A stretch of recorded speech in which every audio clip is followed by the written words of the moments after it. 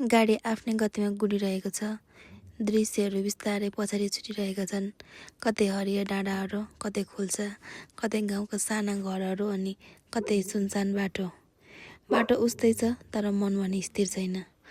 कहिले कहाँ पुग्छ आफैलाई पनि थाहा हुँदैन। एक्लै यात्रा गर्दा एउटा कुरा महसुस हुँदो रहेछ। हामी दिनभरि अरूको कुराहरू सुन्छौँ, अरूलाई बुझ्ने प्रयास गर्छौँ, अरूको अपेक्षाहरू पुरा गर्न दौडिन्छौँ, तर आफ्नै मनलाई चाहिँ कहिले सुन्ने। त्यही भएर होला एक्लो यात्रा कहिलेकाहीँ गन्तव्यभन्दा बढी मनसँगको भेट जस्तो लाग्ने रहेछ। बाटोमा गाडीहरू भेटिन्छन्, कोही अगाडि दौडिन्छन्, कोही पछाडि छुटिरहेका हुन्छन्। बाइकहरू आफ्नै गतिमा गुडिरहेका छन्। कति गाडीमा परिवार होला, कतिपयमा साथीहरू होलान्, कतिपयमा एक्लै यात्रा गरिरहने कोही म जस्तै मान्छे पनि त होला। सबैको बाटो एउटै छ तर गन्तव्य फरक।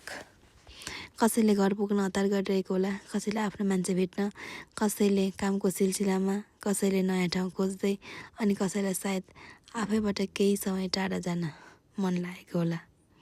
तर बाहिरबाट हेर्दा सबै गाडीहरू केवल बाटोमा गुडिरहेका देखिन्छन्। कसैको मनभित्र कति कथा बोकेर हिँडिरहेको छ भन्ने कुरा त कसलाई पो थाहा हुन्छ र।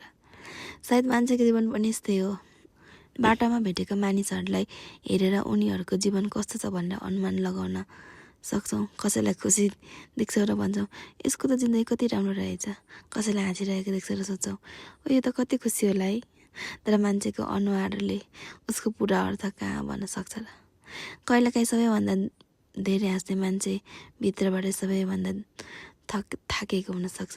कहिलेकाहीँ म ठिक छु भन्ने दुई शब्दभित्र हजारौँ शब्दहरू दाबिएका हुन्छन्। र कहिलेकाहीँ गन्तव्यतिर दौडिरहेका मान्छेलाई आफ्नै गन्तव्य थाहा हुँदैन। ऊ वास्तवमा कहाँ पुग्न खोजिरहेको छ।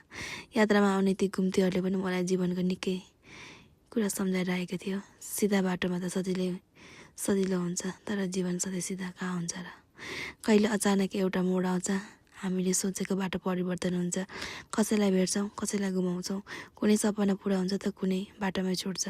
कहिलेकाहीँ आफूले सोचेको ठाउँमा पुग्न नसकेर पनि अर्को बाटो रोज्नुपर्ने हुन्छ। त्यस बेला लाग्छ किन मेरो बाटो मात्र यति घुमाउ र। तर सायद घुम्तीहरू नै यात्राको सुन्दरता हुन्। यदि हरेक बाटो सिधा हुन्थ्यो भने हामीले मोड पछाडिको दृश्य कहिले देख्न पाउँथेनौँ। यदि जीवनमा सबै कुरा हाम्रो योजना अनुसार हुन्थ्यो भने हामीले आफूभित्र लुकेका धैर्य कहिले पनि चिन्न पाउने थिएनौँ। त्यसैले अहिले बुझ्दैछु कि जीवनका केही मोडहरू हामीलाई रोक्न होइन, अरूको दृश्य देखाउन आएका हुने रहेछन्। कतिपय मान्छेहरू पनि बाटो जस्तै हुन्छन्। कसैले हाम्रो यात्रा सजिलो बनाइदिन्छ, कसैले एउटा पाठ सिकाएर जान्छ, कसैले बिच बाटोमै छोडेर जान्छ, अनि कसैले हाम्रो गन्तव्य नै परिवर्तन गरिदिन्छ। तर सबैलाई लिएर अन्तिम गन्तव्यसम्म पुग्न पनि त सकिँदैन रहेछ।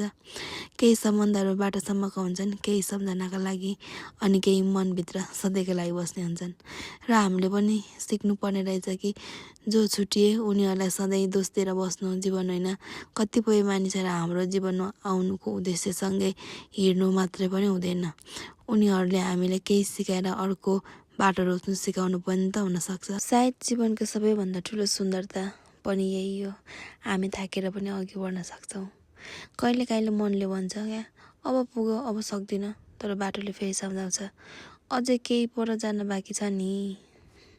त्यसैले आज यो एक्लो यात्रामा मैले गन्तव्यभन्दा बाटोलाई हेर्ने प्रयास गरेको छु।